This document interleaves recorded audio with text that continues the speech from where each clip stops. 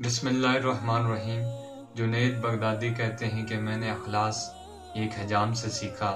एक दफ़ा उस्ताद ने कहा कि जुनैद, तुम्हारे बाल बहुत बड़े हो गए हैं, जाओ इनको कटवाओ।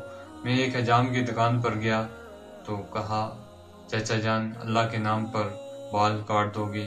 तो उस हजाम ने तमाम गाहकों को साइड पर किया और बड़ा खुश हुआ और कहने लगा, रोज़ तो पैसों से काटता हूँ, आज पहली दफ़ा कोई अल्लाह के नाम पर आया है।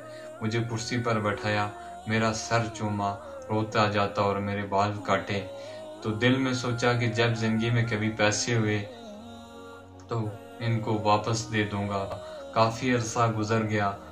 जुनैद बगदादी एक सूफी बुजुर्ग बन गए। एक दिन उस इमाम से मिलने आए, वाक़या याद दिलाया और पैसे पेश किए। तो हजाम ने कहा, जुनैद, तुम सूफी बन गए हो, लेकिन तुम्हें यह भी नहीं पता कि जो काम अल्लाह के लिए किया जाता है उसका बदला भी अल्लाह देता है।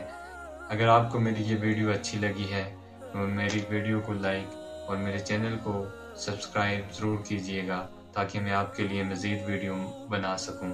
अल्लाह निगहबान।